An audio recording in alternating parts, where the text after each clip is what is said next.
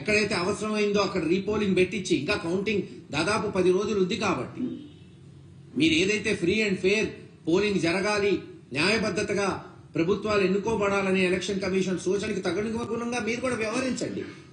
మేమేం మా పిటిషన్సే కాదు, తెలుగుదేశం వాళ్ళు లేదు బీజేపీ వాళ్ళు వేరే కాంగ్రెస్ ఎవరిచ్చినా పిటిషన్స్ ఎంక్వైరీ చేయండి ఇమీడియట్ గా. కెమెరాస్ ఉన్నాయి కాబట్టి.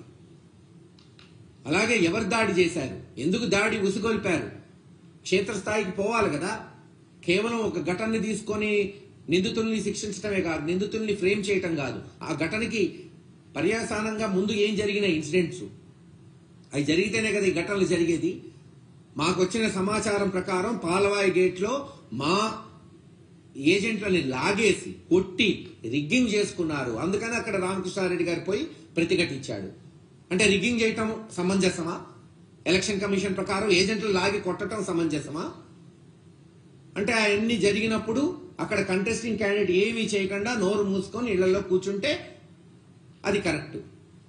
అంతేనా మీరు చెప్పాలనుకుంటుంది? దానికి ముందు వీడియోలు కూడా ఖచ్చితంగా మీరు విడుదల చేయాలి ఎలక్షన్ కమిషన్. ఇది మా పార్టీ తరఫున మేము చేస్తున్న డిమాండ్.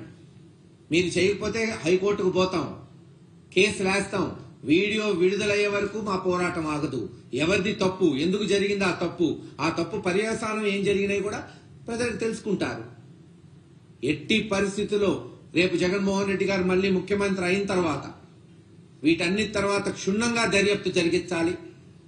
దానికి అన్ని చర్యలు మేము చేపడతాం. ఏది ఏమైనా రామకృష్ణారెడ్డి గారి గెలుపు ఎవరో ఆపలేరు. మాచర్లలో ప్రజా బలంతో అతను 4 సార్లు గెలిచాడు, 5వ గెలుస్తాడు. ఈరోజు ఏదో ఒక 4-5 అఫీషియల్స్ ని మేనేజ్ చేసి దొంగ వీడియోలు లీక్ చేసి కేసులు పెట్టినంత మాత్రాన భయపడే వ్యక్తులం కాదు. చాలా చూసాం ఈ ప్రాంతంలో రాజకీయాల్ని. ఖచ్చితంగా ప్రజాస్వామ్య పద్ధతిలో ముందుకు పోతాం, ఎదుర్కొంటాం. ఇంకా తెలుగుదేశం చెప్పే శ్రీరంగ నీతులు అంటారా? చంద్రబాబు నాయుడు గారు చెప్పే నీతులు ఎవరికి చెప్తాడు? ఇదే నసరావుపేటలో కోడెల శివప్రసాద్ గారు మంత్రిగా ఉన్నప్పుడు ఆయన ఇంట్లో బాంబులు వెళ్ళాయి. ఆయనకు మళ్ళీ మంత్రి ఇచ్చాడు గెలిచిన తర్వాత. ఆయన చెప్తున్నాడు. ఇంతెందుకు మాచర్లలో ఇదే బ్రహ్మారెడ్డి గారు 7 మర్డర్లు వాళ్ళ బంధువుల్ని చేయలేదా? దాంట్లో ఫ్రేమ్ చేసింది తెలుగుదేశం ప్రభుత్వం కాదా? ఆ రోజున్న తెలుగుదేశం ముఖ్యమంత్రిగా ఉన్న చంద్రబాబు నాయుడు గారు ఏమనగా బ్రహ్మారెడ్డిని పెట్టి నిరూపించలే? ఆ రోజు ముందుకు పోలేదా? మళ్ళీ ఈ రోజు అతన్నే తెచ్చి క్యాండిడేట్ గా పెట్టారు. ఈ రోజు అల్లలకు కారణం ఇవే కదా. మీరు ఫ్రాక్షన్ నడుపుతూ, మీరు గొడవలు సృష్టిస్తూ, అక్కసుతో కుళ్ళుతో.